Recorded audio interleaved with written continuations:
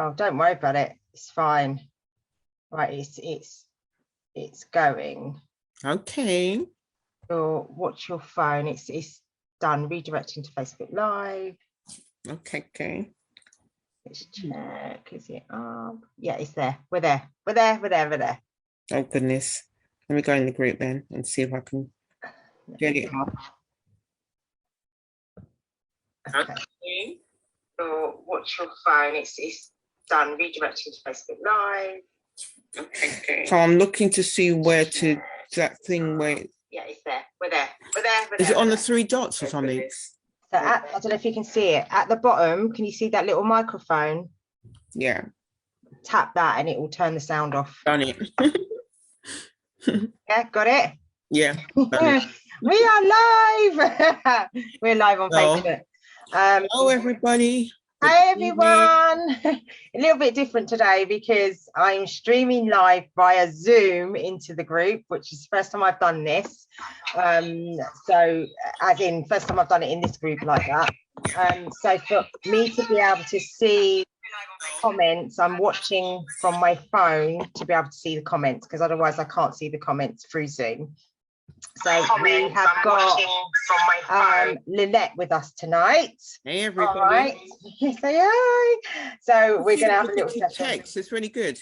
Yes, it's good, isn't it? So I'm going to let Lynette introduce herself. If you're here live, please say hi so we know you're there. And if you catch this on the replay, please say #replay. All right. So yeah, I'm going to pass it over to Lynette so you can get to know who she is and what she does. All right. Over to you, Lynette. Hi, everybody. I think some of you kind of know me, or a handful of you, let's say, knows who I am. So I thought I'd come into the group today because I've got some I've got a treat for you guys to watch today. This is actually a presentation that I did. It was at the very beginning of the pandemic. I was actually scheduled to go into a group at the time to do a talk, and basically they recorded it for me. So it's kind of like the same kind of message what it's giving to everyone, and I thought it would be a really fitting to show you guys this presentation, because it's going to speak to all of us really in terms of what we need to do and what we need to do for ourselves right now at this moment in time. In a minute, I'll show you that. I'll present that to you guys. But for now, I'll tell you about me a little bit, about my story, to give you a little bit of a backstory about me and how I came to be doing what I'm doing right now. So I've been really passionate about self-development. I'm a self-developer, by nature, I would say. I think probably 20 years I've been self-developing, but back then I didn't know there was a word for it. I've got so many books, and a lot of the books are by a lot of the great entrepreneurs, Tony Robbins, Les Brown. I've got so many books that I got from years and years ago, and one of my specific things that I was always passionate about was people. And so a lot of my books are biographies about people, Oprah, Diana, Princess Diana. I've got all these books, and I'm always reading about people and thinking about how they become who they are. So I've been a self-developer for many, many years, but it's only in the recent years that I became really conscious about really sort of going into what it is I'm supposed to be doing. Why am I here on the planet? The questions that we all ask each other, why we're here and what it is that we're doing here. Yeah, and I think what brought me to this point in time, this is pre-pandemic, like before the pandemic, I got to this point where I was doing really well, don't get me wrong, because I work in education. I was doing really well, but there was always this sort of feeling inside me that was not fully satisfied with life, and just coming home on to the weekend and thinking, is this what it's all about? Like we just come home and then I'm feeling fairly deflated, if you like. And it got to the point where I just basically used to get up in the morning and think, I don't really want to go into work. And you know, and I think with most people, when they decide to do something about it, which is what I did, was when the pain of getting up and not doing what you really want to do got unbearable. I got to that point where the pain just started to say, what are you doing? You know, what are you doing? Just getting up, doing this mad thing of getting up and knowing that you're not supposed to be doing this job at this moment. I hear that. Yeah, I was not satisfied at all. And long story short, 5 years ago, 6 years ago, roughly, when Facebook Lives were not that great, they weren't like they were now. They weren't like this now. They were just basically the odd Facebook Live that was coming up every now and then. And there was the odd entrepreneur or high-powered person, let's say, online doing their thing. And I joined a network marketing company back then. And that was because I was willing to try something different, you know, because I was looking for something different. And I thought, let me just try this. And it was actually an online traveling agency. And they said, train me and everything. And I did all the training and everything.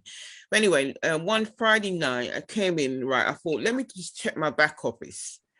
And this guy came on live, and it was about 11 o'clock. And I'm thinking, what's he doing on a live at 11 o'clock at night? Because no one used to do lives at that time then. And I just thought, let me just see what he's talking about. But anyway, when I got into the live, the guy was talking about his problems. He was talking about his depression and what had happened to him and everything that was going on with him, you know, basically just doing like a brain dump on Facebook, if you like. It wasn't like a rant, it was just like him talking about his problems. And I'm thinking, oh my God, I was actually doing something at the time. And I had to actually put that thing down and think, you know, because I was so shocked at what he was doing. So long story short, this guy became one of my first mentors because he went on to make a program about self-developers. And long story short, through him, I met so many people online that were on the same journey as I was. And which catapulted me to where I am today, which is I've developed my own program. I've got a lot of community around me of people that have developed their own businesses online. And basically, I've just done a lot of training and got myself schooled up to where I wanted to be. And yeah, I just became who I am today. And that's brought me to my purpose in life on knowing where I'm going. Yeah, that's good. You know? That's really good. So I think if it wasn't for the fact that I made that commitment to go forward and really find out, however difficult it got, where I'm going, I wouldn't have got the clarity, basically. Yeah, I hear you on that. And you took a leap of faith. Yeah, and it's basically about having that conscious decision to yourself, saying, right, I'm going to commit to this, and I'm going to do this every so often. Obviously, putting a date on the calendar. You know, what does that look like? You're putting a date on the calendar each day or each week. You're saying you're going to do X, Y, and Z by this date. That's what it involves. And believe me, it is a lot of work. Yeah. Self-development it's ongoing as well. It never stops. There's no dead. It's never like you do it for so long and that's it, you're done. It's ongoing, isn't it? Definitely.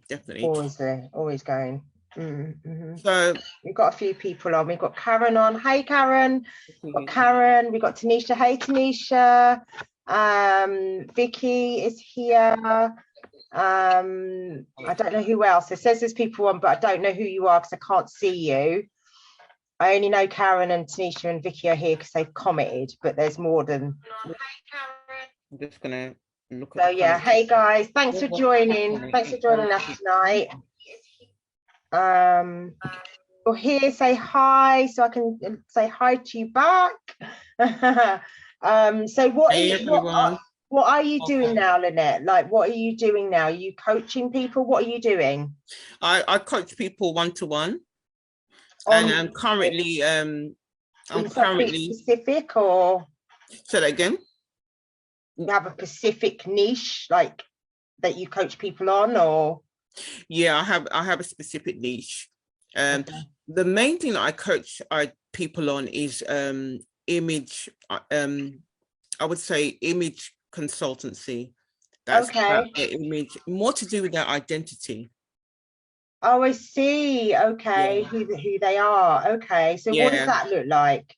Hey, Carly. What that looks like is once the person, what I do is I help them to tap in to their what I would call their potential, their purpose in life. I help them to tap into it. And the funny thing is the gift that I have is I can actually see what they're good at.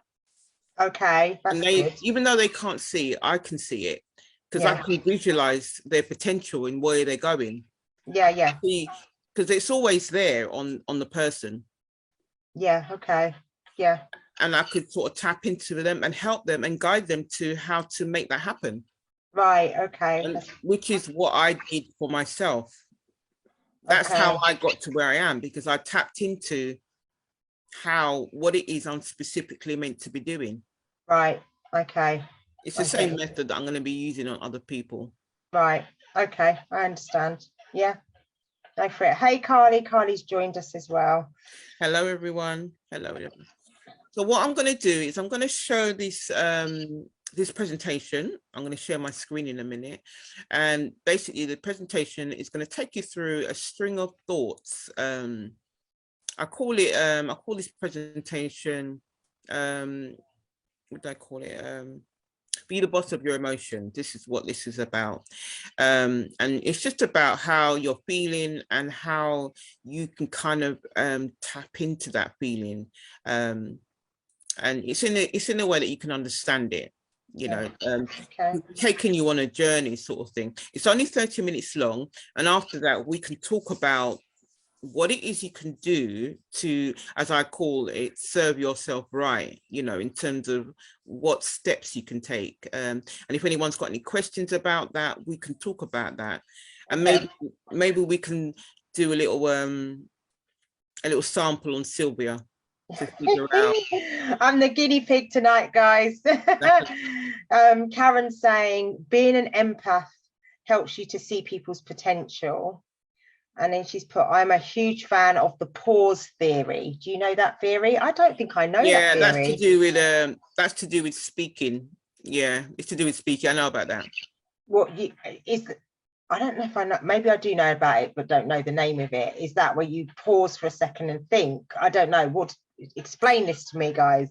I don't know it thoroughly, but I do know it's a term that they use in speaking. Okay. Because of the actual presentation video I used to be part of a speaking academy. Okay, nice. So I did this in a speaking academy. Okay. I have to look up this pause theory, Karen. You need to tell me, Karen. It is that, Karen. I'm right, am I? That you pause and think before you speak and listening. That's what she's saying. Okay. Yeah. Okay, cool. Okay, guys, so Lynette's going to play a video for us to watch. Please, I'd love for you to stay and watch it. She says it's 30 minutes long, so just imagine we're chatting. If you've got pen and paper, maybe make some notes. Anything I'm looking at my phone because I'm looking at the comments. So sorry if I'm looking down, it's because I'm looking at the comments.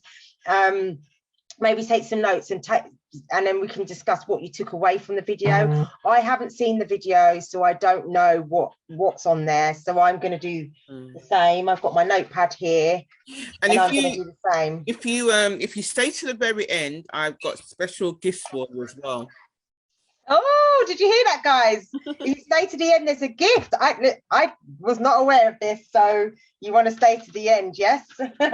Okay, well, whenever you're ready, I've got my pen, I've got my pad, I'm ready to go. Brilliant. Let me just share the screen. Where are we? There we are. Right, do that.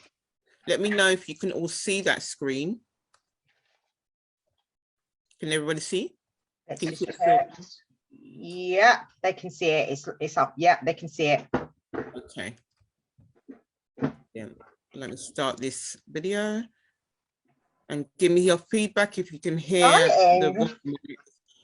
I'm thinking of the volume on the video as well. Oh, hopefully you better hear it.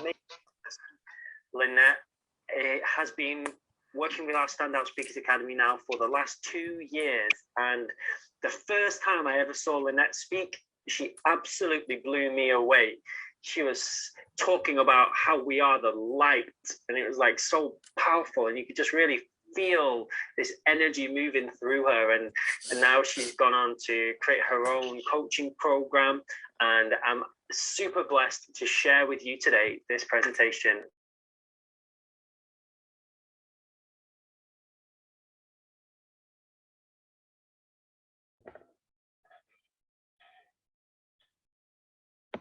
I can't hear it now. Is it me?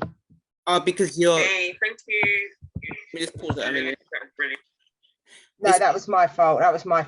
Yeah, it's because you paused your speaker. That's why. I haven't got that plugged in, but I'm gonna try it again. Sorry. I'll start that again. Lynette has been working with our Standout Speakers Academy now for the last 2 years. And the first time I ever saw Lynette speak, she absolutely blew me away. She was talking about how we are the light, and it was like so powerful, and you could just really feel this energy moving through her. And now she's gone on to create her own coaching program, and I'm super blessed to share with you today this presentation from Lynette. So please all open your hearts, open your minds, and get ready for this presentation called Be the Boss of Your Emotions by the incredible Lynette Joseph. Lynette, over to you. Hey, thank you, Lou. That was brilliant. That was brilliant. When I think back to when I first came to the academy, it was wow. It was quite over 2 years ago now, isn't it? And yeah, a lot's happened since then. A lot of things have happened in that time. And yeah, I've got the pleasure now to share with you guys. Thank you for joining me, by the way, everybody that's on. Barry, Mel, thank you for your time and your quality time that you've given up in the evening to be here. And yeah, thank you, Luke, for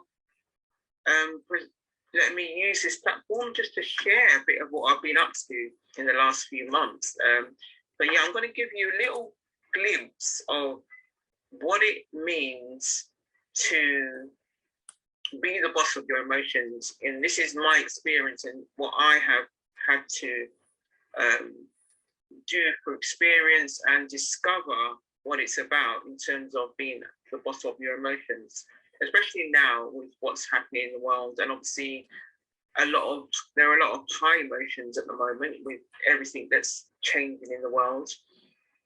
And, you know, all the demands that have been made on us as humans, you know, we're being challenged a lot. So our emotions are quite high with what's going on.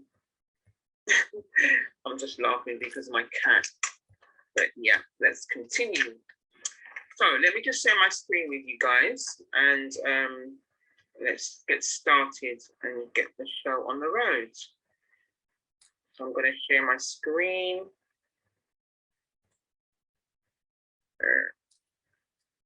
So in here.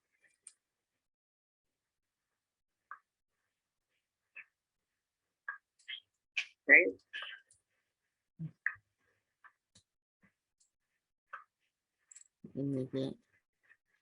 Right. Let me know if you can see my screen in the comments, that I know that you can all see what I'm about to share.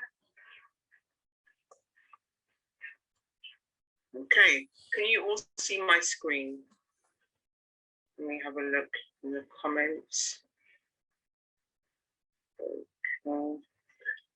Yeah, we can see your screen, Lynette. See my screen?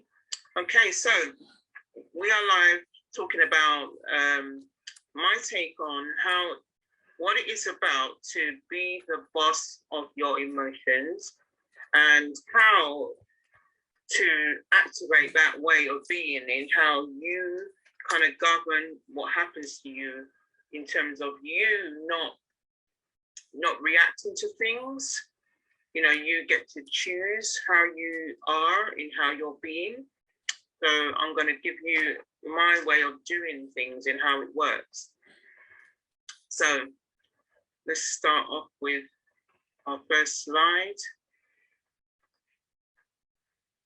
So obviously in our present day, current times and what we're experiencing, you know, there's a lot of heartache going on at the moment. And a lot of people are suffering in silence, I imagine, quite a few people on the planet at the moment, because we're going through really demanding times. And, you know, there's huge shifts going on because there's a divine interruption in our lives. And, you know, it's something that's way out of our control. So, you know, we are having to deal with our emotions and just, you know, suffer in silence, because some of us are having to just deal with our emotions suddenly because of this pandemic situation that we're all in. And sadly, some of us are just, you know, really hurting inside with what's going on. And sadly, some of us are not able to express our emotions very well, or even speak to somebody that's available to talk about what's happening. But what does it take to actually know, you know, what it is you're feeling and how to address it? What do we need to do as a nation, as a people? So it takes for us as beings to really look deep within ourselves and be still with what we need to be doing and thinking within ourselves. And a lot of us as beings, I mean, I'll speak the truth, we find it very difficult to be still. We find it very difficult to be in that silent moment of time and just be still with ourselves and just focus on the quiet and being present with ourselves and addressing those emotions that maybe we have been suppressing and avoiding, some of us, and not even looking closely at what is the core thing that's going on there with the emotion that's coming up. So, you know, our busy lives have come to a halt, and we have had to address the stillness when, you know, when we are on our own amongst all the family and, you know, everyone's issues are coming out. But then at the end of the day, we all have ourselves to deal with when we are on our own. And we have to look into ourselves and figure out what it is that's going on with us and address it. Because it is our responsibility, by the way, to address our own feelings and emotions. What with all the busyness that's carrying on with us, I mean, yes, there's talk about us going back to some kind of normality. You know, we're looking to the governors that govern the land, the laws of the land, to dictate to us again what to do, when to do it, how to do it. And we try to balance our emotions. You know, we're trying to fill up our own cups with what we need, because obviously we're fighting for survival. But we're trying to fill up our own cups. At the same time, we're trying to balance everything. You know, there's so many different emotions flying around. You know, there's a lot of people, we're getting triggered constantly, especially now. We're getting triggered a lot. And it's always an extreme to one extreme, where 1 minute, you know, you're feeling angry because that person is speaking of something that you dislike or they behave in such a way. But sometimes that person well, a lot of the time I'd say that person is there for a reason. They're trying to bring out that feeling, that negative emotion, whatever that may be. I'm not going to put a name to the emotions that you all kind of battle with, but they try to bring out that emotion that's within you. It could be jealousy. That person could bring out the enviness in you, in what you're envying, and obviously it could go to an extreme where you're jealous. But then,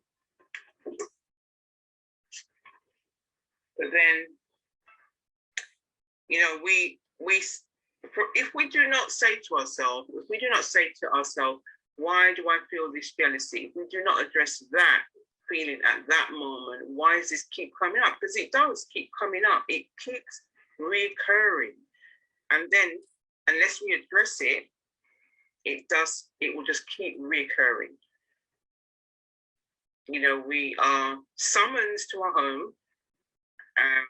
Why are we summoned to our home? Why is it that, you know, the nation is broken down, let's say? You know, there is a reason for it.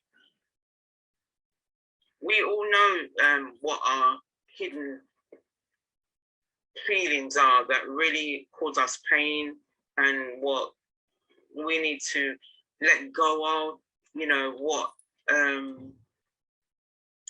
you know, things that deep rooted in us. A lot of it's deep rooted in us, where we haven't addressed it and it's still there, and because we're not looking at it, we just want to cover it over with a plaster and hopefully it will go away, but it won't work like that. It will just keep resurfacing.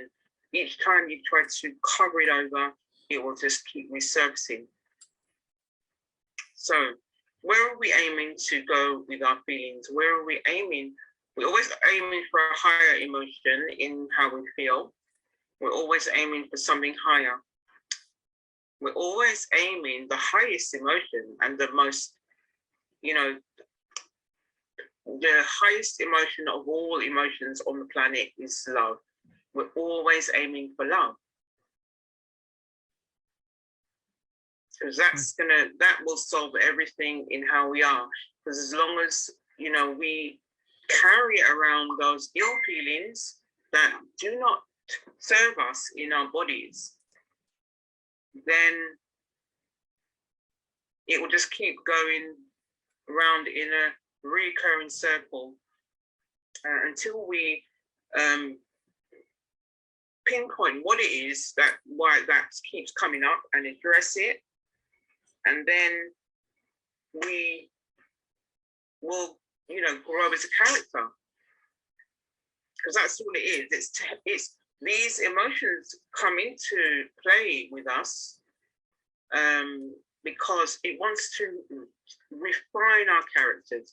You know, our characters are meant to be growing and evolving and keep evolving. And each time we're evolving as characters with these emotions, because emotions are there to give us signals. They're there to refine us as human beings, to get us to our higher self. That is aiming for that all the time. And obviously the higher self is love, in terms of what the being is love, and love is pure in every sense in who we are in that emotion. So we're always striving for love. But yes, there is a lot of emotions just going around throughout the day. You know, we go through a string of emotions throughout the day, and you know, we just need to obviously check in on ourselves. You know, it's about being honest and checking on ourselves each day, every day. You know, do the self-talk, do the moment of when did I feel happy? You know, and why did I feel happy? Do that check where you say, when did I feel sad? And why did I feel sad? You know, pinpoint those moments. And when you do come up to those parts when you feel sad, you can say, right, okay, why did I feel sad? And then how can I make that better? Or how can I learn from this? You know, and obviously maybe don't do that thing again, whatever that was that made you sad, or don't go to that place again, whatever made you sad there. But it's there for a reason. It comes up for a reason. So yeah, check in on yourself. Checking on yourself every day. It's part of your mental health self-care that you should be doing. We should all be doing it. We just don't face it very often. We don't take note of it. We're not being honest with ourselves. If we're truthful, we're not being honest. It's part of your, you know, we're settling for second best. Oh, it, you know, it will blow over, you know, constantly saying things like that to ourselves. That's not even true. You know, that's not even saying, we're not taking responsibility. We're just hoping it will just work itself out. But yes, we need to be responsible to ourselves, because no one's going to do it for us. I have to say, you know, no one's going to show up. No one's going to say, oh, guess what? I'm here to save you. It's not going to happen. We have to take the responsibility within ourselves, each and every one of us, to address our own self in our emotions and how we are carrying those harbored feelings that are deep rooted, that keep coming up, that sometimes makes us ill, unfortunately. You know, we are the ones that have to address them independently. Now, how can we do this? It's not too late. I mean, it doesn't matter how old or how long you've been on the planet. You can learn. You can still learn this. You know, you can learn a new way of looking into yourself, a new way of taking time for yourself, a new way of self-reflection, just evaluating what it is you need to do to keep yourself aligned with your source. I call it your source. Your source meaning the person who created you, your God. I call it your God sometimes. You just need to figure out what it is you need to do to keep you in that place. Because it is about learning to keep some kind of balance. It is about keeping a balance. You know, 1 minute we could be to one extreme of the scale. You know, we can be extremely passionate about something. And on the other hand, we could be extremely, extremely revengeful, you know, and then it just takes practice to bring it back to the center where you are at peace with yourself. And when you are at peace with yourself, you know that whatever is carrying on outside of you, it doesn't really matter, because outside of you could be in case of chaos, but at least you within, your world within, is at peace, because that's where you want to maintain your being at peace, so that you choose. You choose. So I hear you say, but there are emotions everywhere. Of course there are emotions everywhere. You're going to come into contact with people that are, you know, in extremes, the different characters we're talking about. We're talking about different characters and how they present themselves and how they go about their lives and how they dominate ways of being. You know, we as an individual, we get to choose. If somebody says something you don't like, you choose how you react. You do not react, because a lot of the time when you do react, you're reacting with your emotions. You're reacting through fear. You're just reacting. But we have to get to choose. Get to that place where you're at peace and you choose. You say to yourself, when a situation presented to yourself, where you have something you don't like, it could be someone is speaking incorrectly to a person in an abusive way, but you don't like it. What could you say? You could say, what is my job in this situation? What can I bring to this situation in how I respond? You know, what is my job here in this situation? You know, why are you in this situation? Because you are there for a reason. You're not just there, you're there for a reason. And so you get to choose how you respond in your emotions. But yes, there are going to be emotions everywhere we go in terms of how people are, in their character and how they behave. So there's no getting away from that. So yeah, we just got to keep knowing that that is how it is anyway. So how do we create those emotions that we want? What do we do?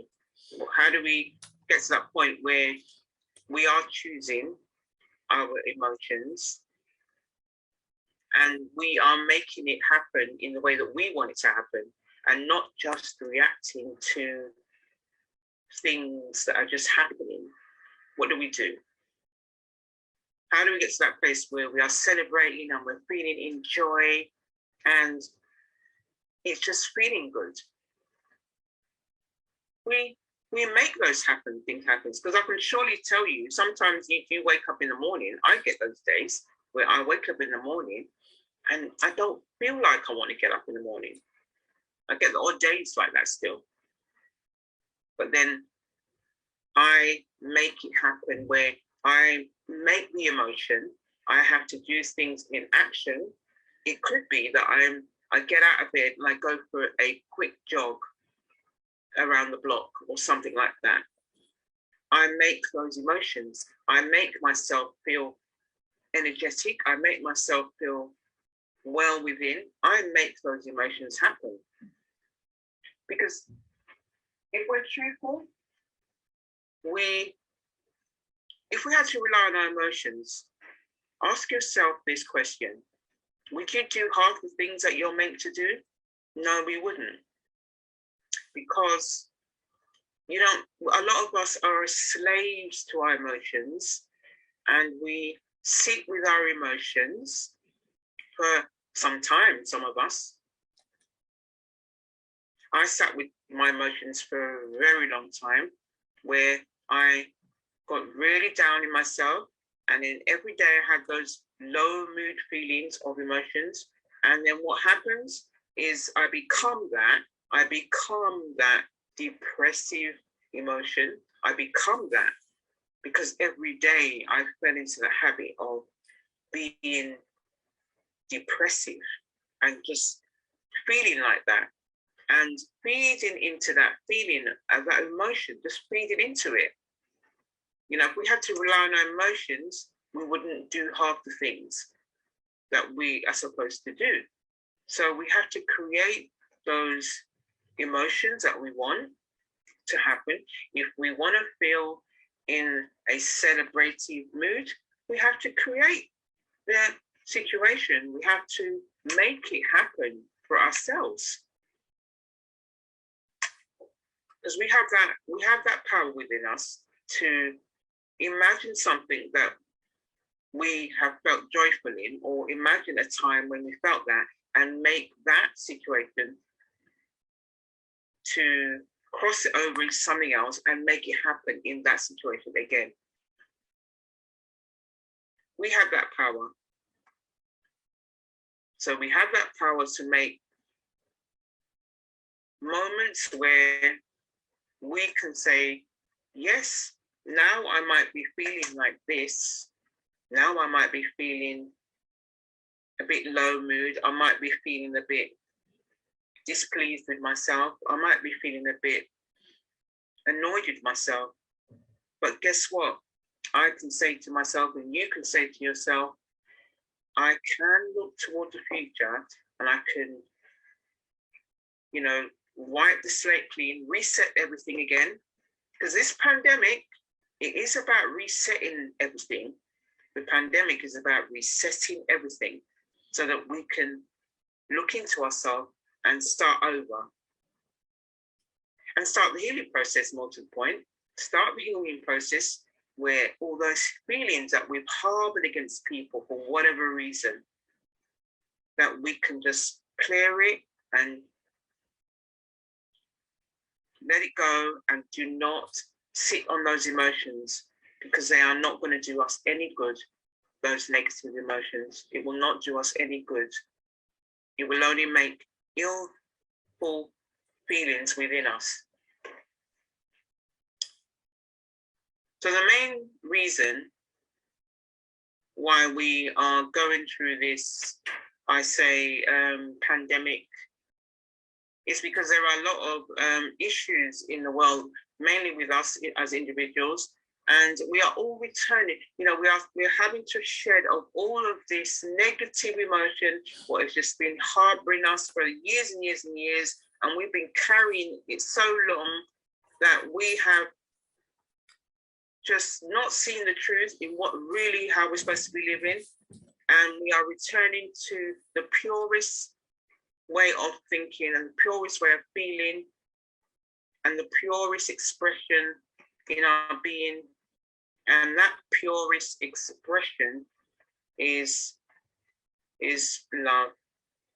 And us being as infantile as we should be in just being pure in ourselves and being that love, and just looking at things in that way of love, of just the purest sense, because it just brings all of everything into alignment. When you see a baby and it just gives you that feeling of love, and that's all it is. It's just because that's all that matters. You know, we have spent so many years in our lifetime on the planet just looking for things outside of us to make us feel good in our emotions. And really what we need to do is just look within us, and everything is already within us in the purest sense, as what it is love. And that's what we are returning to as human beings. So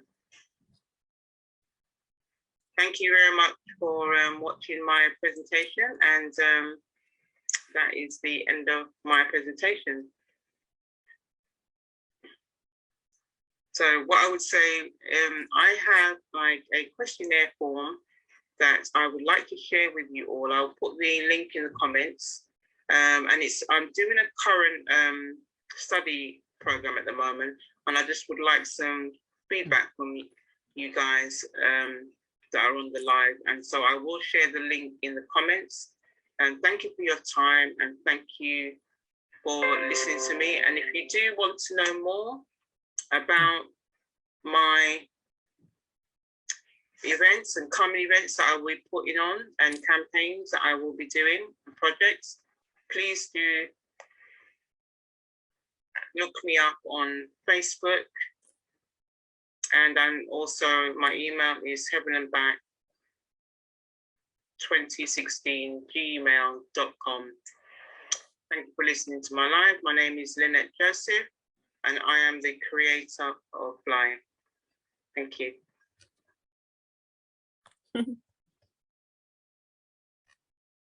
Thank you. Yeah, stop the share there. Thank you, Sylvia. You're welcome. I'm going to read out what Vicky's commented. Let me read it out.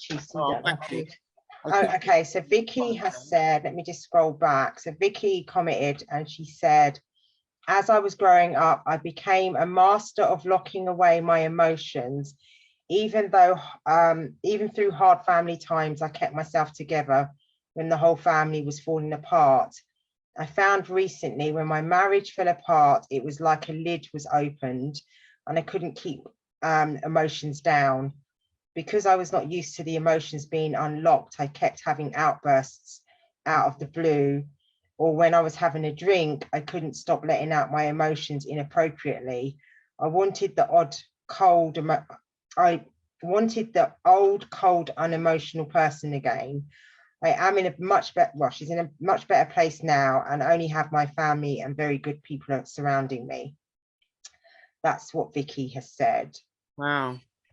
Vicky, I really, that really, my heart goes out to you because obviously you're in a better place now, but that reminds me of my part in the process where I think I might have had like what you call a mini breakdown.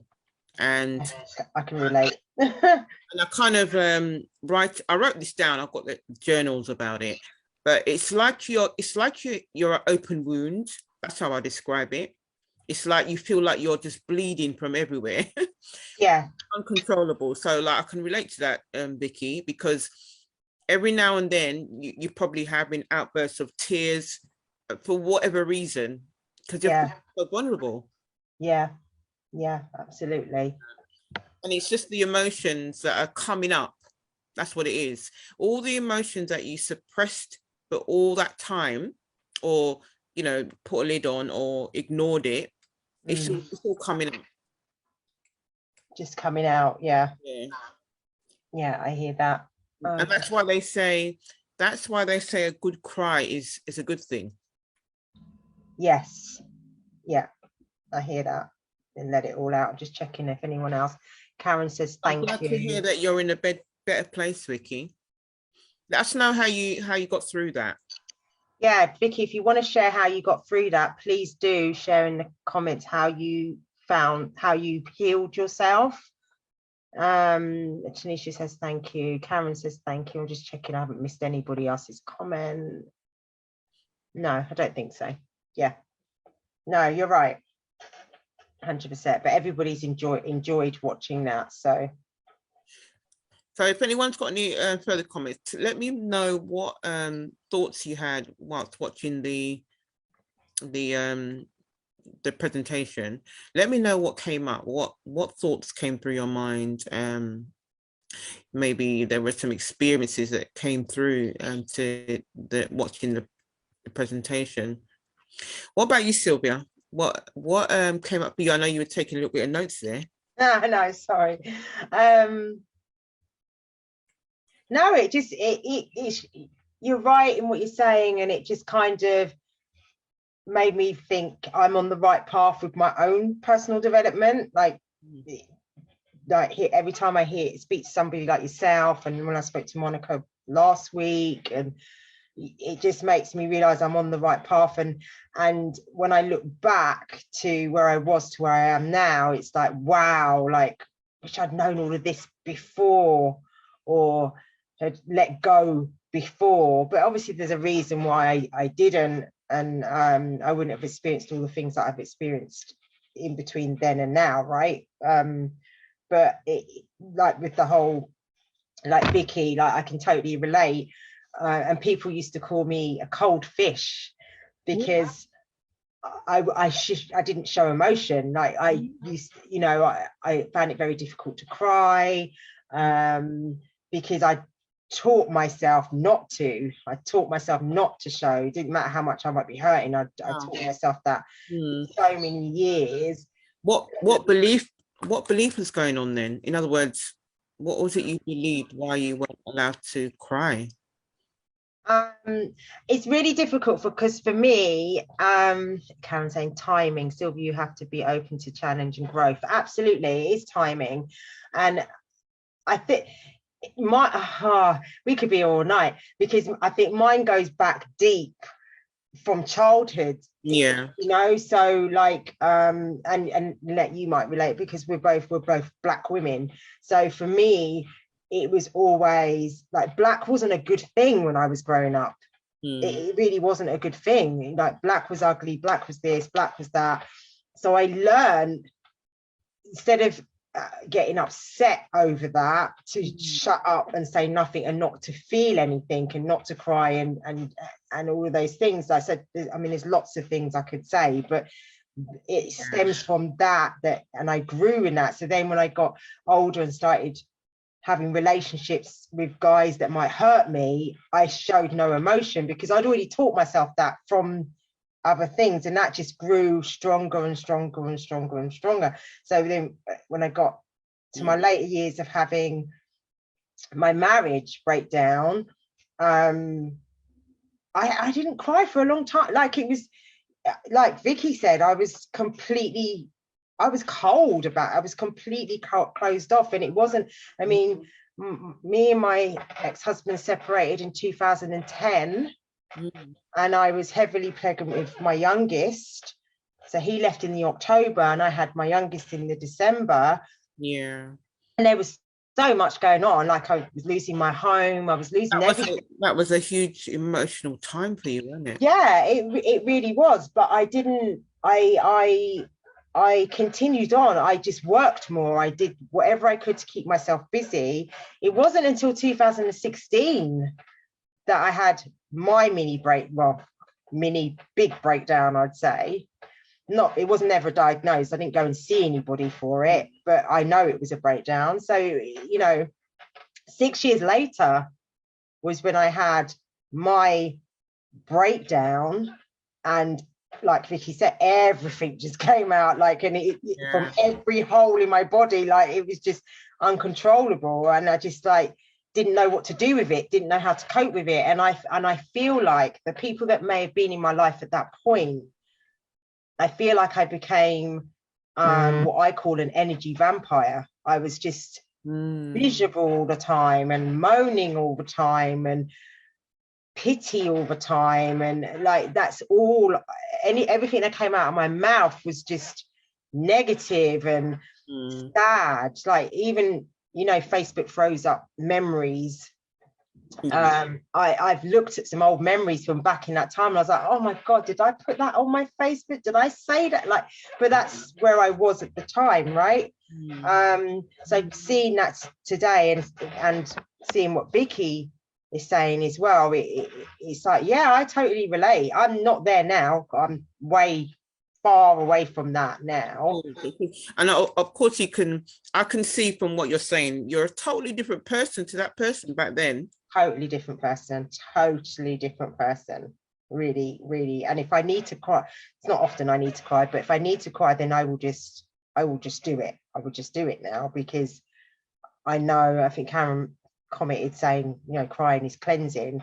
I know it's cleansing, and I'd rather do that than let it build up into what it did before, where you just literally, it's like an explosion, and you can't cope with it then, right? You don't know how to deal with it, and then the people around you don't know how to deal with it either, if they're not used to seeing, you know, and if you've not been opening your mouth and telling them, you know, they don't know what to do with it either, right? So I've learned to be more open about how I'm feeling, and recognizing it, and standing still, and just try and sink into that feeling and work out why am I feeling this way? What's going on? What have I missed? What am I doing?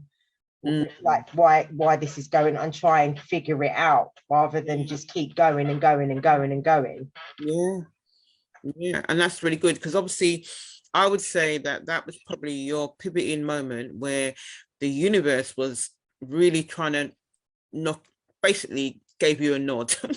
Yeah, absolutely. Listen, when that happened, came down and kicked my ass. Yeah, it's saying like, I'm trying to talk to you. Yeah, 100%. And the minute I let go, Surrender. Surrender. The minute I just was like, and you're right, that's the perfect word, because that's literally what I did. When I crashed and burned, I was laying on my kitchen floor in a mess, in an absolute mess. And my kids were at school, and I'd never forgot the feeling, because I don't want to forget the feeling, because I don't want to go back to it. So I need to remember how that feels, right? I was a complete mess. And I remember saying, just tell me what to do. What do I do? And just letting go, and just letting go. And the minute I did that, things like changed. Things changed. That's the moment where you decided and you made a conscious decision to do something different. And that's when everything will change. Yeah, 100%. And I'm not saying, guys, that it was all rainbows within the next day. It wasn't, but things started to change, and my eyes started to open, and I started to get clarity, and I started to get motivated. Right, I'm doing this, I'm doing that, I'm not doing this, I'm not doing that, I'm stopping this. I'm like, you started to move, and moving. Then next minute you look around, you're like, wow, I made it through that. I made it through. And look what I've learned along the way. So I'm very passionate about sharing that with people. I'm not ashamed of sharing. No, because your story, what you're telling, our stories are not meant for us anyway. What we go through, obviously, we're meant to be telling it at the appropriate time so that people can get their healing. Yes. We're not meant to just keep it to ourselves. Yeah. Give it to the specific audience or people that need to hear it. Yes, 100%.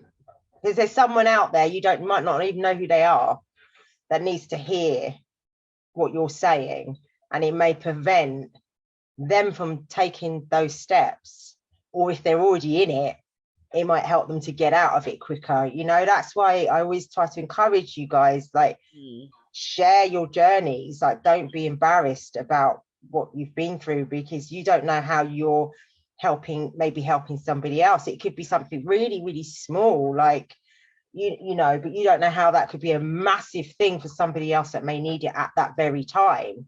Yes. So I haven't got a problem with sharing and sharing what I learned from it. Not that it was just doom and gloom.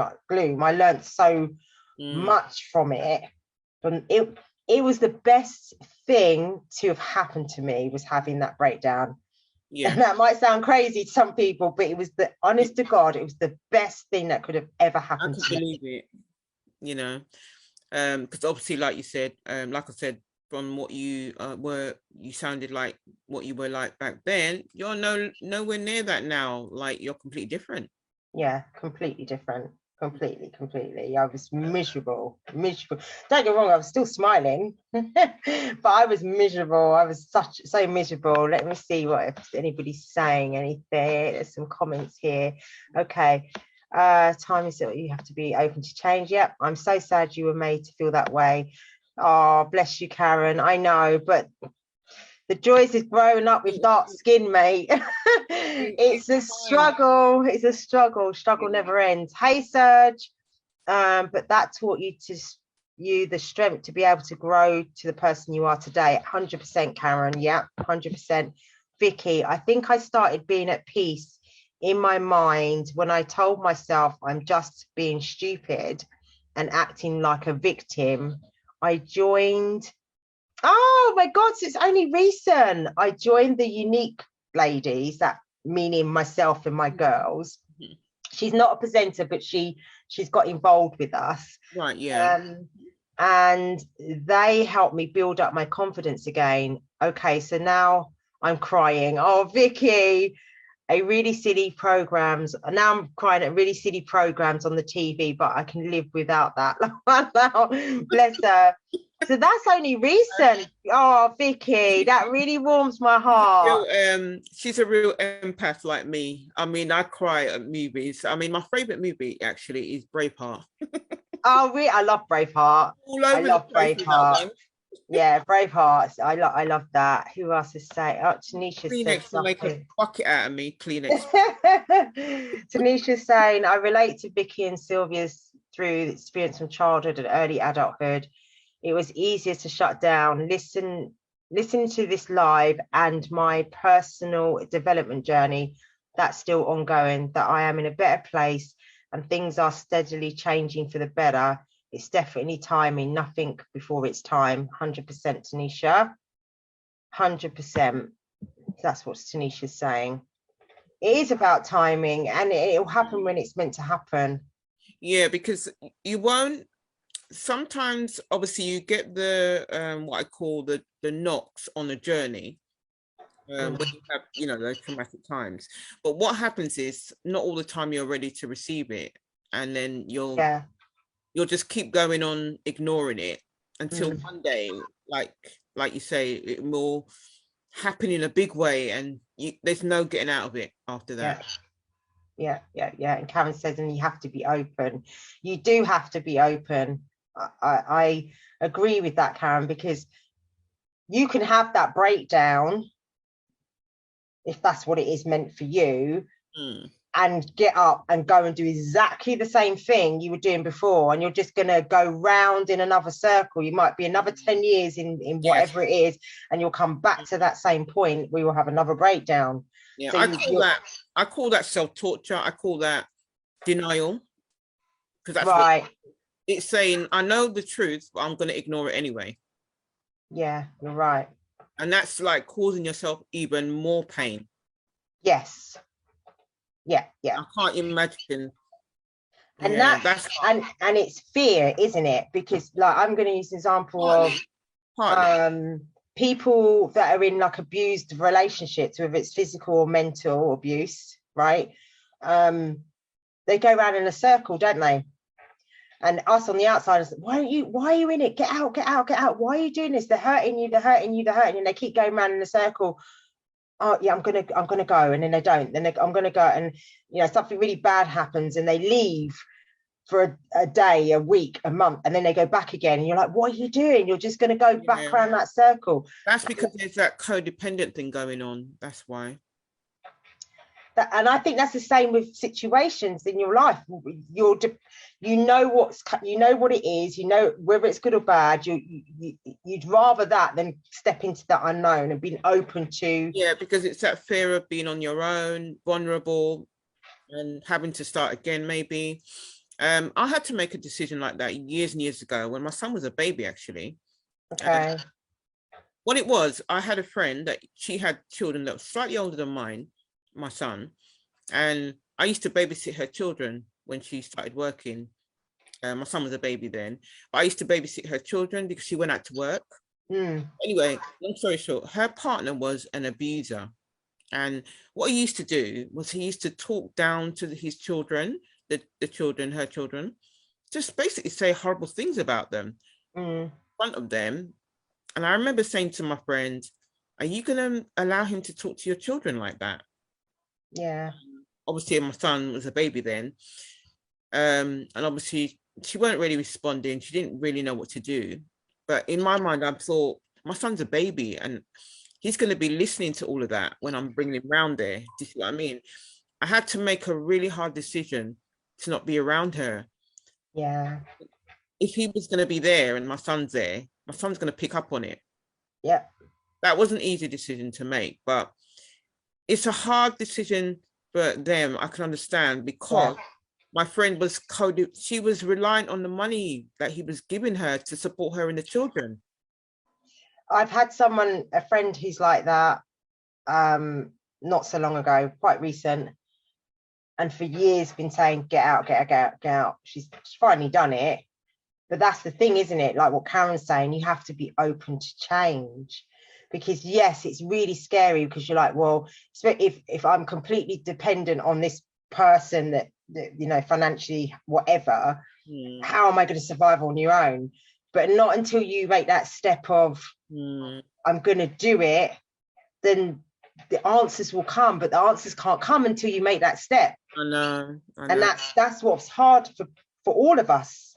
it's easy for you to say it once you've been through it, but all of us, it's like, how am I going to do it? It's like leaving your job. Or how am I going to find another job? You'll guarantee you'll find one the minute you make this decision to leave. Yeah. But if you have to make that definite decision, don't you? You have to make that definite decision and follow through, and then the doors were open to other things. I didn't know when I had my breakdown, I didn't know how I was going to get up off the kitchen floor, let alone anything else. I had no idea how I was going to get off that kitchen floor before my kids came home and saw me that way. But I did.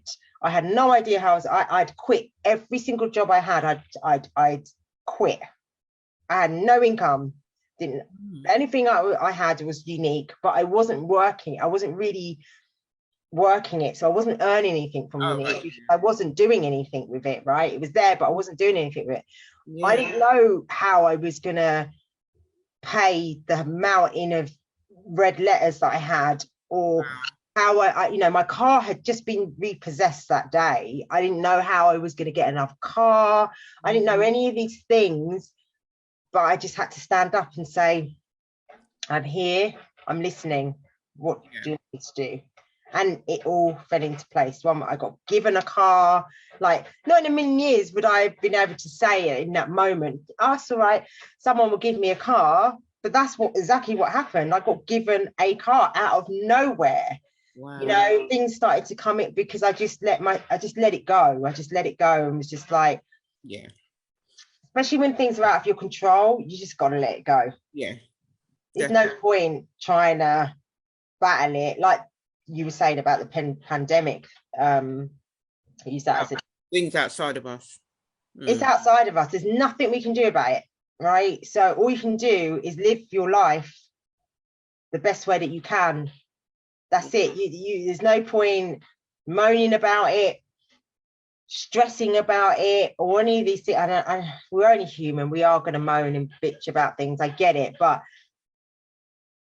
living in fear because of it, or living in a certain way because of it, when it's out of your control, the only person that's been damaged in that is you. Like, do you see what? That's my opinion. Yeah. You have to let it go. Like, I haven't let this whole thing stop me from living the way I want to live. I'm still living and doing the things I want to do and trying to move forward. I'm not stopped dead in my tracks and like, I'm not going to do this because got to think about this and got to think about that, when there's nothing you can do about it. There's not, and it's the same with anything. It hasn't limited you, basically. But you know, I was going to say, I have this rule. It's called control the controllables, and the only thing we're in control of is what we do with ourselves and how we react. Yeah. Anything else outside of us, we can't control that. Can't control it. We can't. We can't. Karen said even down to your children. You can't make your child do what you want. No, you can't. You really can't. You can steer them, that's about it, but you can't. Karen's saying, and you have to have the strength to go through journeys, because it's like an onion peeling. There are many layers to get through. Yeah, most definitely. I totally agree with you there, Karen, because it's an ongoing process. You know, this time last year I was nowhere near the person I am today, you know. This time next year I'll probably be a completely different level to where I am right now. Yeah, you know, that's right. We're constantly, if we choose to, we're constantly evolving. Yes. That's what we're meant to be doing. And the reason why we suffer a lot as humans is because a lot of us, we don't want to change. We don't want to go and change things. We might get too comfortable, even if it's a good job, you know. Even if it's a good job, yeah, it's a good job, but sometimes it can change. We might not want it to change. Then we try to control it, you know. Yeah. You know, I agree with that totally. We have to be constantly evolving, you know, and striving to grow. When we're not growing, I mean, I hate to say it, when we're not growing, we're dying. We're slowly dying. That is it, because it's like nature.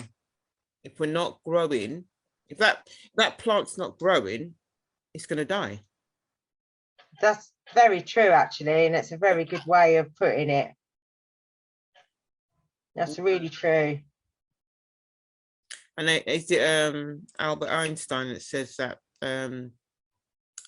if you're doing the same thing over and over again, then you get expecting the same result, then obviously it's insane. Yeah, definition of madness. Yeah, absolutely, I agree.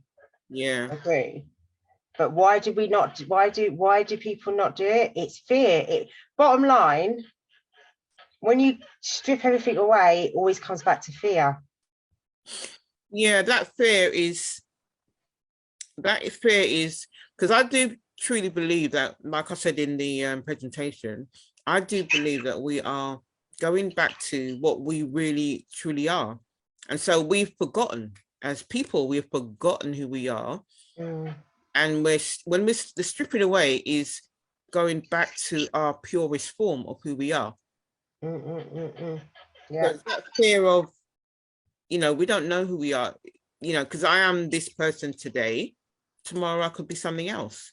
We're on that journey to seek who we are in what we do. Yeah. And it is fearful because it is a bit of the unknown, because tomorrow's not promised. No, that's right. Yeah. That's why the Lord's Prayer, I do know about the Lord's Prayer. It says, give us this day our daily bread. It doesn't say, give us this tomorrow our daily bread. Give us this day. Only worry about today. With us human beings, what we do is we worry about the future. That's our problem. Yeah, we do. About the past. We think about the past. Yeah, we do. Yeah, we don't think about now. Yeah, that's the struggle.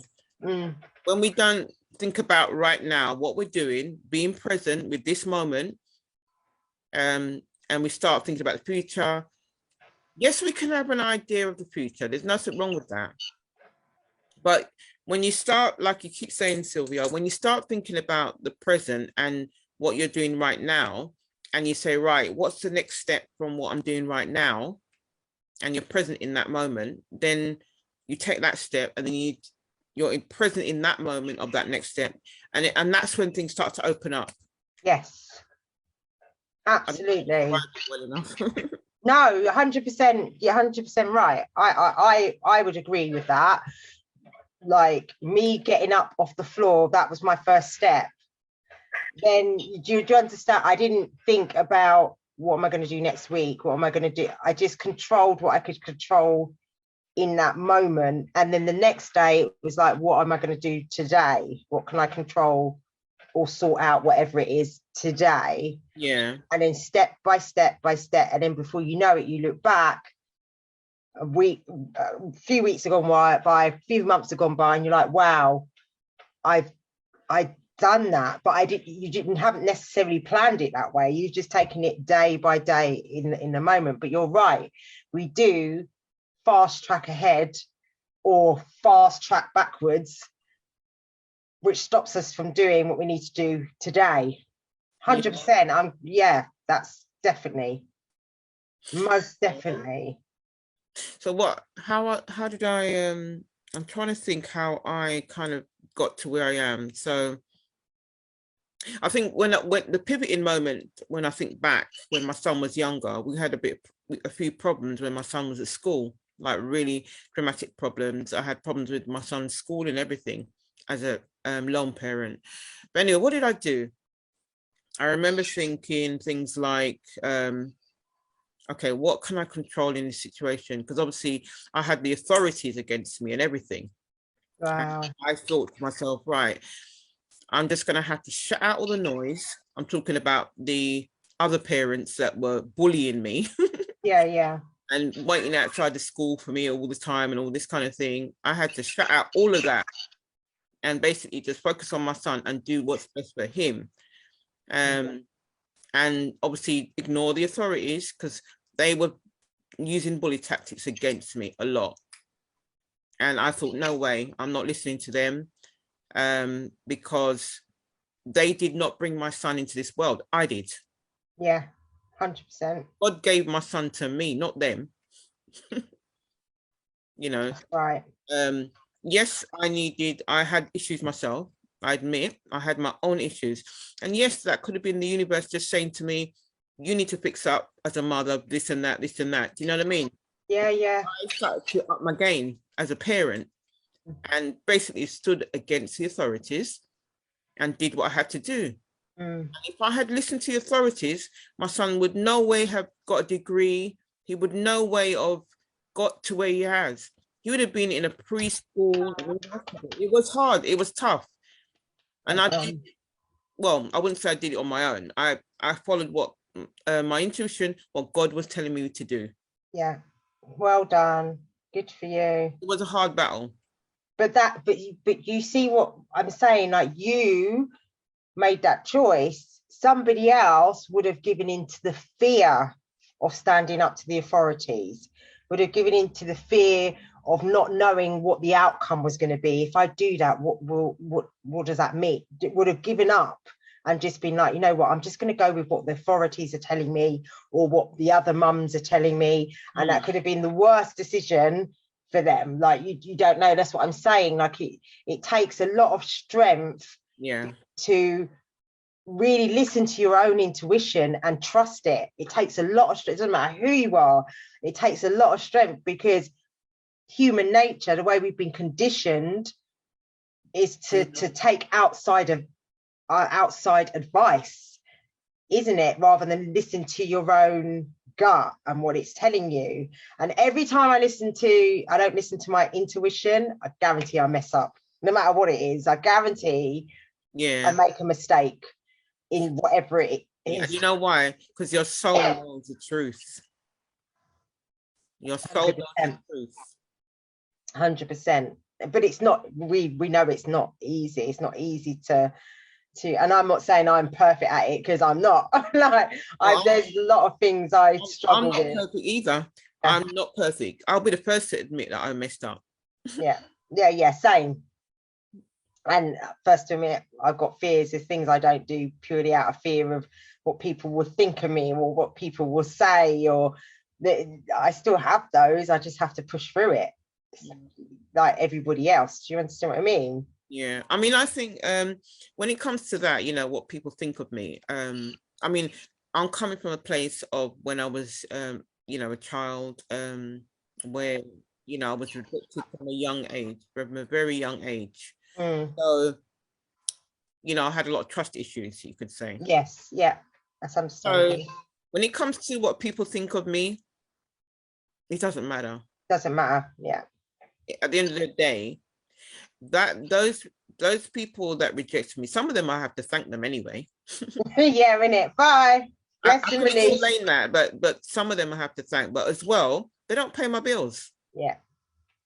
If I'm going to worry about what they're thinking, are they going to pay my bills? No, they're not. Yeah. And that's what I have to keep. That's what I'm saying about pushing through. You have to keep telling what I do, to keep telling myself that sometimes they're not paying your bills, so don't worry about it. Like, you know, but I understand the struggle for others that aren't as strong in that mind, that they're unable to do that.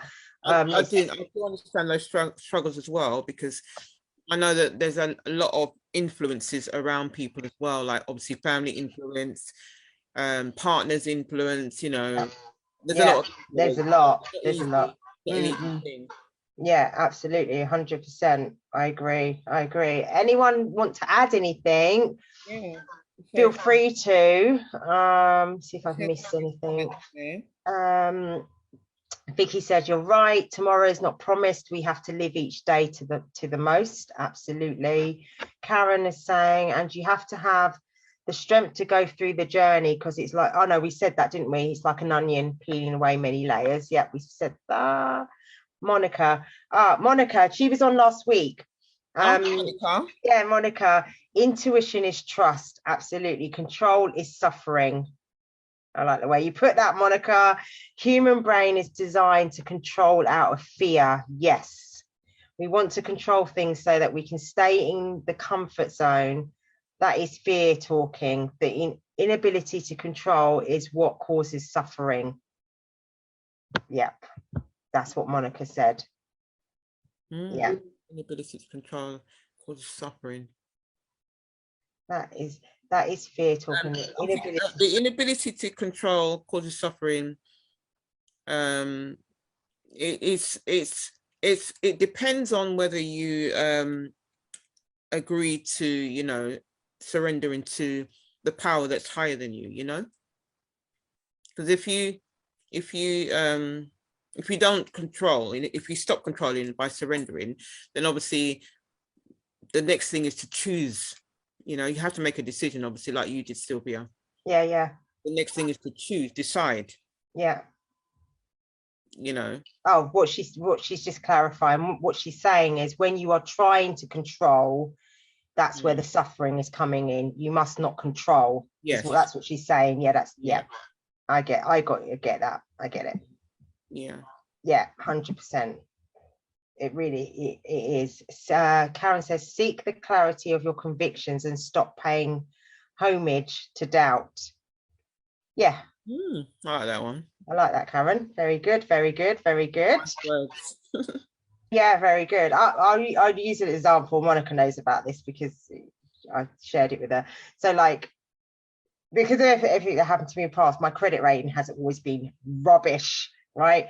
And I vowed when my marriage broke down, I was left in a hell of a lot of debt, credit cards, overdrafts, this, that, and the other. And I vowed when I had the breakdown, at that point, I was having bailiffs at the door every other day. There would be a bailiff at the door, or the phone would be ringing, letters coming through, etc. And I vowed I will, once I pay everything off, I will never take credit again. I don't want it. If I haven't got the cash, I simply can't have it. That's end of, right? I hate owing money to anybody. I really hate owing money. So that's what I vowed. I couldn't have got credit anyway because my credit was so bad. My credit rating was so low. And there were occasions that I could have done with credit because I didn't know how I was going to feed the kids and whatever, but I could never, the times that I felt I needed it, I knew I couldn't get it because my credit was just shocking. And I think the last time I checked my credit rating was back in 2016. And it was really bad. And I was just like, whatever. Anyway, I've paid off everything. I don't owe money to any. Paid it all back. Wow. I don't have credit. I don't have credit cards. I don't have store cards. I don't have catalogs. I don't have overdrafts. I don't have any of those things, right? And I'm so proud of myself for that. Well done. And whatever I pay for, it's because I've got the money. It's not because I've put it on credit. So if I buy a new sofa, it's because I've got the money. It's not because I've gone and got HP or whatever it's called these days. I don't do any of those things, right?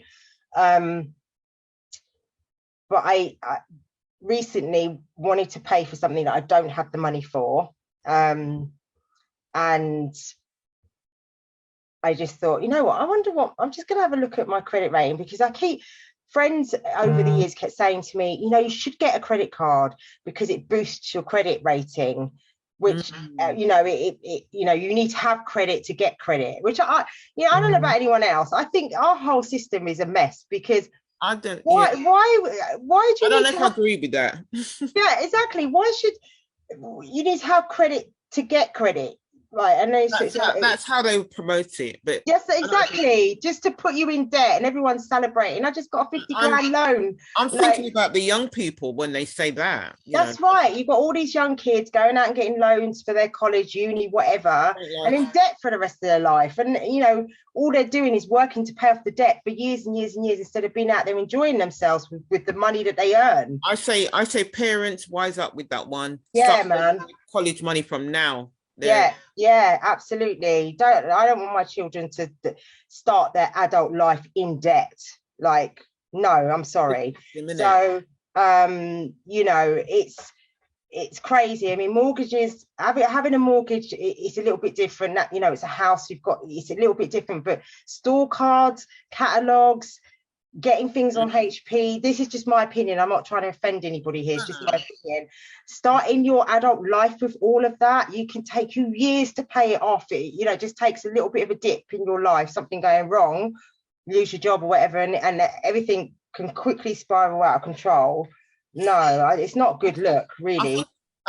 Sorry, Sylvia, was you still talking about your story? Yeah, so basically what I'm saying is I haven't checked for years, had no reason to, but this something came up and I was like, you know what, I'm just out of curiosity, I'm going to go and check and see what it is and whether I could even get a credit card if I wanted one. I don't want a credit card, but let me just see. So I went on to, I put it in my Facebook stories, so some people might have seen it. I went on to what do you call it, credit score it's called. I've got an account with them. I don't even know why I've got an account with them. It's free, but it's the way that you can check your credit score whenever you want. So I went on there, and it came up the top scoring is 1,000. Okay. Well, the top is 1,000, and it popped up with 700, and so I can't remember what it was, 735 or 36 or something like that. And at first I thought it was the advert. Right. And they do a little bit of an advert, you know, and gives an idea of good credit rating. I thought it was the advert. I thought, that's not me. Click my name to take me into my actual account where it breaks everything down, and it came back up, and I was like, no, my credit scores, like, I'm on the other side, way over the other side, because it also then tells you the average score for your area and the average score for my area. And is it people in the UK or something? And the average score was 500 and something. Mine's in the 700. And I was absolutely shocked. And it was a really good feeling for me, because that was my kind of proof that all my hard work, and I've done it on, I've done it on my own. I've done the majority of my own. Obviously, I've had few friends behind me that have supported me, but I've done that. I paid off my debts. I've done all of these things, and that's my score. And that sounds a bit crazy, because it makes those scores as giving me a scoring, but got that score, and I've never had that for years and years and years and years. It was the most amazing feeling to see that. And then I thought, it comes up, it says good at paying this, good at paying that. It tells you why you got a good score, what's good. Yeah. And then it says could improve, and this is what I'm saying, it says improve. And I was looking at what is that, click through, and it says it says something along, don't quote me the words, but it's basically saying you should get a credit card to improve your rating even further, which again I just think is a bit nonsense, but you know, it is what it is. I know. I wonder if I could get a credit card if I really wanted to have a credit card, because I haven't applied for them, haven't done the things for many years. So I thought, you know what, I'm going to apply and see what happens. Not because I want a credit card, I just want to see, just to see what happens, where I am in the number book in this society, where they see me now, kind of thing. And so I applied, and it said, you've been approved in principle. And I was like, yeah, they tell everybody that you're approved in principle. And when you go through the application, you know, I've been here, done this many times in the past. You go through the application and it comes back with, sorry, you've been declined. Like, do you know what I mean? So that didn't excite me. I was like, yeah, whatever. Let me fill it in. It was a very quick application. It wasn't a long one. Filled it in, clicked it, did this dial thing, and it came back saying, congratulations, your credit card's on your way. And I was like, what? I was like, oh my God, are you actually telling me that I can now get a credit card? I can actually get credit now after all of these years of not being able to. Like I said, I don't want a credit card. I don't want credit. I don't want to have those. I don't need those things. Just to get certain things to happen, you have a high credit score, isn't it? Yeah, certain things that I guess in this world you have to have a high credit score to get. Like, if you want to get a mortgage and loans, you need to have a really good credit score. I'm guessing. I don't know what it's like now, but unfortunately, that's the way of the world, right? I don't need it. You know, I rent my house and my house isn't mortgaged, so I don't need to have one at all. But for me, it was a win because one, I've not been able to do for a long time. It shows how my journey has changed and what I've achieved. And two, I stepped over that fear of, what was the word? We said it earlier. I can't remember what we said earlier. Of that doubt of, in my mind, instantly at first was like, you're never going to get one, because I've always heard no. I've always been rejected. That was your mindset, isn't it? Right. But I listened to my intuition. It's like, no, you know what? Just go and have a look. I like that. I like that, because that was like you having a word with yourself. 100% was having a word with myself. 100% was having a word with myself, and that's what I'm saying. But most of the time, I think that goes back to what Karen was saying, the pause effect. We don't pause long enough to listen. We instantly react really quickly. I could have instantly reacted and been like, I don't have the money for that thing, so you know what, forget it. I can't do it, forget it. But I was like, no, you know what, let me just think. I wonder if I could. Okay, let me try that. Okay. Do you understand me? Because I paused rather than acting quickly, which when we don't think, that's when we're not listening. Yeah, I get that, because I'm still having those, actually. I think I had one the other day, and like you said, I caught myself and I was thinking, this was the afterthought in my mind. I was thinking, why do you always make it hard for yourself? Like I wasn't choosing the easy option. Yeah, I get you. And then automatically I was choosing the most difficult route, or whatever it was, for what. I won't go into it too much. But yeah, I was like, why are you making it hard for yourself? That's what I said to myself. Yeah.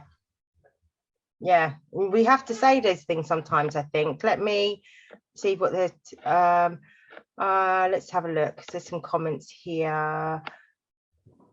Monica, we said that you must not control. Karen said, seek the clarity of your convictions and stop paying homage to doubt. We said that, didn't we? I did that too. Why is a mortgage different from a credit card or benefits? I don't know. I mean, I say a mortgage is different. But if I'm honest with you, if I had the money cash to buy a house outright, I would never take a mortgage. If I'm honest with you. So that's just me and I guess because of my experience with debt in the past, I don't ever want to be beholden to somebody for money ever again. I don't want to do that. That made me ill. That made me sick. That made me ill inside, and it showed on the outside. I don't ever want to be beholden to anybody over money. Ever again. I don't care who it is. I just don't want to do that. So if I could buy a house outright without having a mortgage, I 100% would. I don't understand. My brain doesn't understand the concept of paying off debt the whole time you're living. You're working to pay off. I'll give you a little something about the word payment, and I agree with you there. If I could just pay for a house with a lump sum of money, that's what I would do. Yeah. The word payment, that's for everybody listening as well. The word payment, right? If you look at the word, when you break it up, it's spelled pay me not. I need to write this down. Hang on. So if you look at the word, I can look at it. If I could see the whiteboard, I don't know if I could do that. Yeah. So the word pay me not. So the word payment actually means pay me not. So that, I learned about this. I'm doing a study on money right now, actually. Oh, that's interesting. But what it is, it's like we're not meant to have all these outgoing bills or things that utility bills. Yes, okay, we're paying for a service. Yeah. But when it comes to long-term payments, it's not a good idea to have too many of those. It means you're not living. A lot of money coming in because you're paying out so much. So you can't enjoy your life unless you are somebody who is fortunate enough, I was going to say blessed, but I don't know if blessed is the right word, because majority of people that are fortunate enough to be living comfortably is because they've worked hard for it. It's not because it just dropped out of the sky, right? All I would say to that is we all have our gift within us, what we're good at, and that's what we should be making money of anyway. Yeah, I just think when you look at people and you know, they're in their 60s and they're still paying off their mortgage and they're still having to work when they should be looking forward to retirement, but they can't because they still got to pay off their mortgage. And I just heard the other day from Julie, the government's extended the pension for the elderly, like, you know, they get it later than they were meant to get it, and which means some people that were looking forward to retire and live off their pension now won't be able to, so they're going to have to work longer to pay off their mortgage. And I just think the whole setup is a con. Like, it's not working in the people's favor. It's not working for this. Again, it's something we can't control, so I'm not stressing over it, but that is my belief, is that it's not worked for our benefit. They make it sound like it's up for our benefit. We'll give you 60 grand to buy a house, and you're like all joyous and celebrating, but you get to your 60s and you're still working and grafting because you've got to pay that mortgage.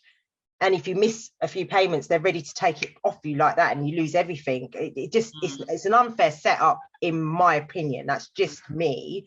So if I had that option of being able to buy things like that with my own cash that I'd worked for, that's exactly what I would do. 100%. I wouldn't be owing money to the bank. And all of those things. And I think Monica said something. Let me just see what she's saying. Why is a mortgage different? I think that's what I was just explaining, but she said something else. It's a resource. It's a kind of support. It's not the credit cards or system is to blame, but our belief system around it. I don't know. I agree. I think it's a win, Eshe. Well done. It is a win. I do believe credit has its place. I do 100% believe it has its place. Because it can help people to move forward. Like, I don't know, you're buying a course, and that course you pay for on your credit card excels you to a level that not only have you paid off your credit card, but you've doubled your income or whatever it might be. So I do believe it has its place. But I think that the way we have been taught it and conditioned it in this world, people just live off credit for no reason. That's the difference. Do you see what I mean? People just benefit for no reason. They're not living on benefit. Not everybody. And again, this is my opinion, and I'm not knocking anyone, because everybody, has to live their life the way they want to live it. But you've got people that live on benefit and will live on benefit for the rest of their life, and are not trying to excel above that. And you've got people that are on benefit that are saying, this is it for the time being to help me to get to the next level that I want to get to. There's a clear difference. Do you understand what I mean? You got people that have credit cards or store cards or whatever, because I want to pay for that course to go and do X, Y, Z, because I know that's going to help me to excel to the next level. And then you've got people that have credit cards because I just want to go and buy myself this, that, and then falling into debt and having to get another credit card to offset the first credit card. That's the difference. That's what I'm talking about. Does that make sense? Yeah, I think that there's a wrong and a right way. I think definitely. Or should I say a smart way and a way which is not a good way, because I know the smart way. Yeah. I don't have no credit cards now, but I did have one or two before. But Monica's just saying she's doing a webinar on Tuesday if you're interested, Lynette. What time, Monica? It's money. She's doing a money block webinar on Tuesday. Oh yeah, I'm interested in that. Definitely. Let us know what time, Monica. Yeah. And Lynette's interested. I'm interested, and anyone in here, if you fancy it. Would you choose to own your mum? Would I choose to own? Oh, hold on. Would you choose to owe to your mum or owe to the bank? Neither. Well, neither. I wouldn't want to owe. I don't want to owe to anyone. anyone on this Even if planet. I owed money to someone, guess what? I know exactly when I'm going to give it back to them. Yeah, if you owe it to somebody that you know. Yeah, I've done that before where I know I owed the money to them, but I said, right, you're getting it back on this date, and they've got it back before that anyway. Yeah, I get you. I don't like, even if my mum wants to, I don't like owing. I don't care who it is. Any kind of loan is a support. You said it, Eshe, we have been conditioned. Yes, exactly. It's how exactly what I'm saying. Like, I'm not saying credit is a bad thing. It's not. If it's used correctly, but unfortunately the powers that be, we've been conditioned to use it incorrectly, and that's why we've got so many people that are in debt and will never pay off that debt and are living struggling because all they're doing is going to work, and the little bit of money they're earning is going, like you said earlier, is going straight out the door to pay for XYZ. They're not actually being able to live their life. I'll tell you what I blame. I blame the Industrial Revolution. Industrial Revolution? Yeah, I did a study on it. I know why we're in this mess when it comes to material things. And it goes back to what I'm talking about in terms of our feelings. We buy all these things or these things outside of us to make us feel better, to make us feel a certain way. The end goal is not because we want that car. We want that car because of how the car is going to make us feel. It's not about the car. Yeah, it brings status. Yeah, it does. But it's about how the car's going to make you feel. Yeah, absolutely. 100%. 100%. So, I blame the Industrial Revolution. If you know the story, if you know the history about the Industrial Revolution, that came in I think it's 1800s. But anyway, long story short, the reason why I did a study on it was because I was studying graphic design, and I wanted to find out why we had to design posters in those days back then, where designers came in, where their part in it came in. And basically, there was a man called William Morris, and he used to make like nice furniture for the houses and stuff. He's a very famous artist. Okay. I love his art, but he made a lot of designer furniture, what they called back then, for the homes and everything. And people started to like nice things when he produced these items. Okay. Because back then, poor people, they used to have the basics, the real basics, something to cook food on, or whatever they call it on, stove or whatever. And that was it, the basics. But then William Morris came along, and he wanted people in the factories back then to make things for people's house that people actually took pleasure in making. Right, okay. Wanted the workers to have satisfaction through making nice things. Right, I get you. I understand. And that brought quality into items of furniture. It was like curtains for the houses. And then what happened was there was another, I think it was the, I forgot the other. It was like a bit of a divide.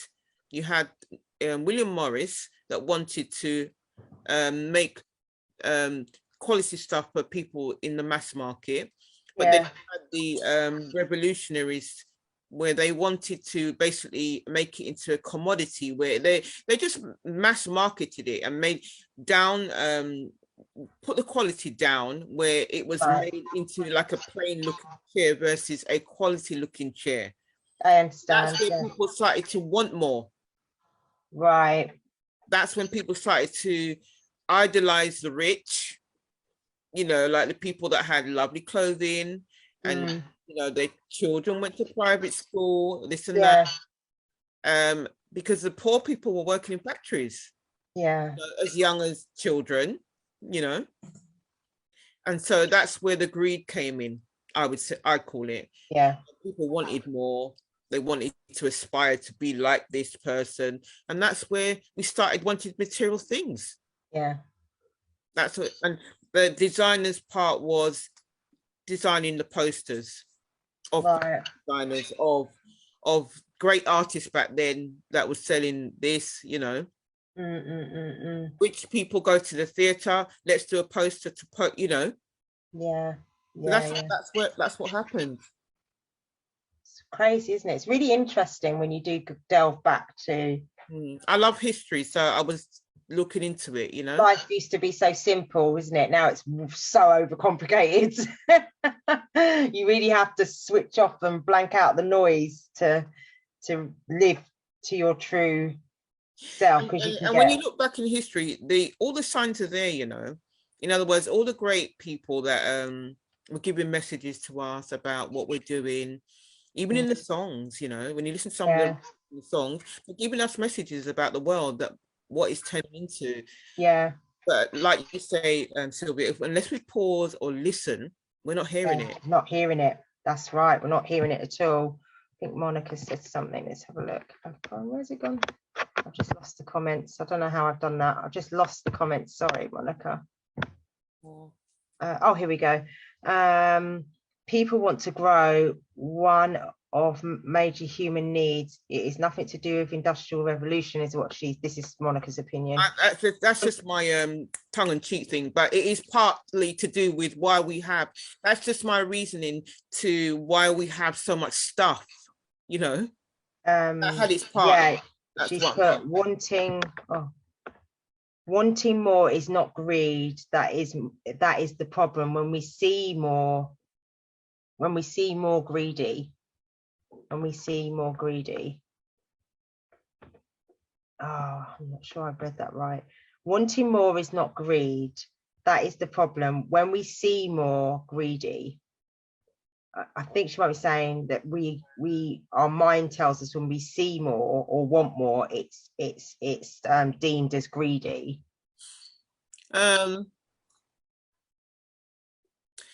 Yeah, I mean, I can hear what she's saying with that. I wouldn't entirely agree with it, but I would say that, you know, we don't, like, I think you talk about this a lot, Sylvia. You say that if we're not grateful for what we have got and all that sort of stuff, you know, not to say you're content and that's all you should have, but if you're not even appreciative from what you have got, then there's a difference. I got you, Monica. She's back. She was saying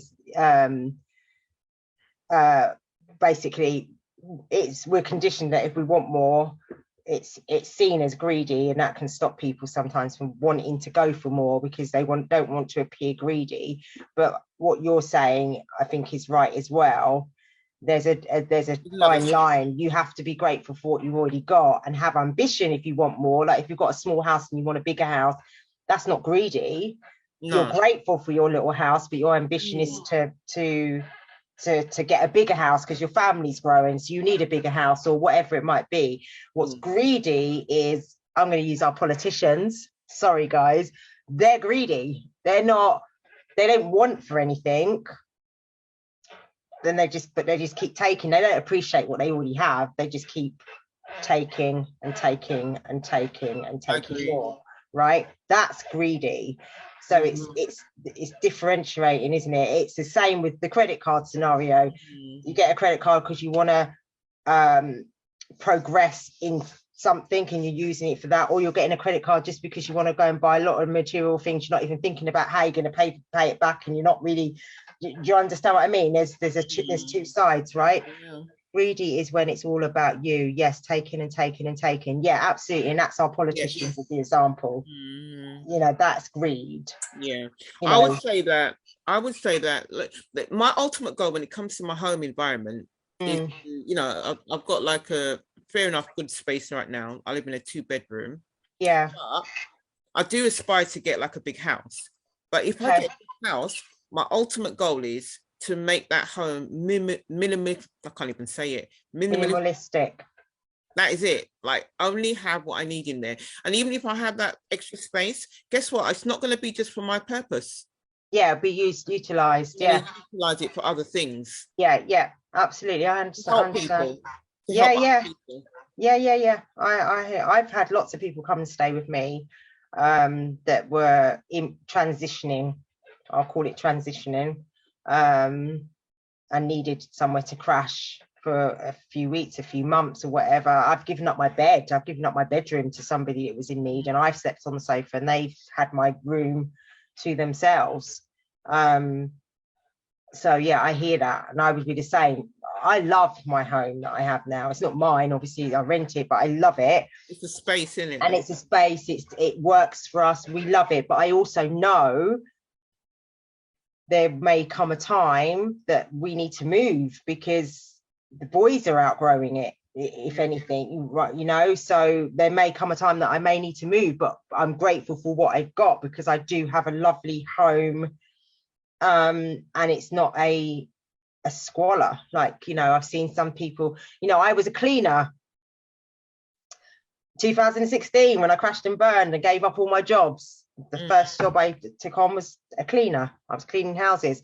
So I've seen many houses that I walk in and I'm like, and it made me really appreciate what I had, because I see how some people live and I'm like, wow, like that could quite easily have been me. Right? It really made me appreciate what I've got here, to compare to what some people are living in and paying money for, and you're like, you're paying for this and you haven't even got hot water, you haven't even got blah, blah, you know, like it's crazy. So you know, it is about appreciating what you got, what you've got as well, isn't it? Great topic, ladies. Got to bounce, going to do my collagen live. Hey, Sergi's gonna do a collagen live. Well, I think we're gonna, Sergi, wait, I'm coming. Yeah, we're gonna come off now anyway, so wait, Serge. Anything else you wanted to add, Lynette? So yeah, I'll kind of end it on something. I suppose I'd like to leave something with everybody, like an ending thought or closing thought, what they call that. With you know, a lot of where how I've got to where I am now, I think stems from when I was a child. When I was a child, even when I was in situations when the situations were unbearable or they were not particularly nice situations, what I used to do as a child, well, I was unaware of it at the time, was I used to visualize so much, but what they would call that then was daydreaming. Daydreaming, yeah. So a lot of the time when I'm trying to get to somewhere or I want to be somewhere else in terms of you know, not thinking about the how, but I'm thinking, what would it look like if I was doing that, you know, or once I get there or whatever, I sit there and I daydream. And I think that was my main skill, like getting me to where I'm going. But when you're younger, you don't know this, you don't know that. Right. And so what I would say to everybody is that, you know, although you're on your journey, you're all on your own individual journeys, you know. Even if you're at that point where you think, okay, you know, it's getting a bit tough with what you're trying to aim for, always try to visualize you in that moment of where you want to be in what you're doing, and just keep hold of that vision. Because this is the same technique I used when my son had problems at school. I visualized my son where we should be, and I kept holding on to that vision. You know, because obviously when we get visions, they're given to us. They're given, those visions are given to you. Once you forget that vision or you don't focus on the vision, you know, which determines where you're heading, then that's when things go wrong. That's what I'll say. Once you're not focused on the vision, the big picture, that's when it all goes wrong. That's when you try to go with this shiny object, do this, ask this person. I hear you. You know, so I am developing a program that involves that kind of technique, and obviously it's my own unique technique that I've I've you know, worked on and figured out what the process is. How did it get me to where I am now in what and in the very near future, I'll have it up and running. It will be probably in February, around Valentine's time. That's when when you've got all the details, please feel free to share it here in this group. I will get Monica's link. She said it's 1 o'clock on Tuesday, so I will get her link and send it to you for her webinar. I'll be on it. I can do 1 o'clock on Tuesday. So yeah, if you want, feel free to share your links in here, and Lynette, so that people can look you up. I'll end by saying that I've got a little gift that I'll pop in the comments as well, Sylvia. Yeah, go for it. A link, and basically it's got a little freebie in there for you guys. It's got like an ebook in there. I wrote an ebook that's gonna nice.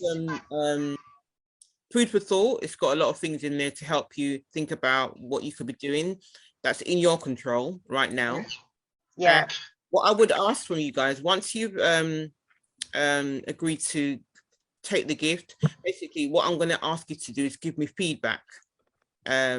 Once you've looked at the ebook and you've read what's in there, give me some feedback so that I know that you've actually looked at it. And I look forward to getting that feedback. And because a lot of the feedback that I get, it basically goes on to help me with the program, what I need to do there, what you need, and this and that, because it's all of my work is based on feedback and what people want. Yeah, that's nice. Excellent. So you hear that, guys. Lynette will drop it in the comments. Go and check out her ebook and then give us some feedback. When her link is ready for her program, she'll drop that in here as well. I will drop Monica's link in here as well for anyone that might want to join us on the money webinar, which I think most of us need to get on, on Tuesday. And feel free to reach out to Lynette. She's in the group. You see her name. Feel free to reach out to her if you want to talk to her privately about anything. Go ahead. Same with Monica. You saw Monica last week. You want to reach out to her, please go ahead and do that. You know me, guys. I'm not precious about sharing. So like, I'm here for supporting other people that are running small businesses. And not just supporting them because they're running small businesses, but because I know we need it. They have that, we all have something to share. There's a lot of value in what the people that I bring in here, they have something to share that's of value. So that's why I do it. It's not, I don't get anything for it. I'm not getting paid commission or any of those things. If I see something I think it's beneficial to people, then I'm sharing it. That's just how I am. So I hope you've enjoyed it. Vicky says she's really enjoyed the live. Thank you very much. Thank you. Thank you for watching. Yeah, thanks for joining us, guys. Add to that, I have got there is an opportunity to join the Facebook group as well. That will be in the same link, but I've got a Facebook group as well. So there you go. You can get in. If you want more of what I put in, what I told you today, the Facebook group is the place to go. Brilliant. Right, so you've got all that. Yes, guys. And if you're enjoying these, let me know, because maybe we can make this a Saturday night thing where we have people, we can have a chat, whatever. If you guys, if you're up for that, then we can do. I'm good with doing it. So yes, anyway, Lynette, thank you so much for coming and spending your time with us. I mean, you've given us 2 hours of your time. I really appreciate that. Really do. So thank you so much. And we're going to go over and watch Sergi now take her collagen shot. Thank you, everyone. All right. Love you. Have a good evening, you guys. Love you all. Mwah. See you later. Bye.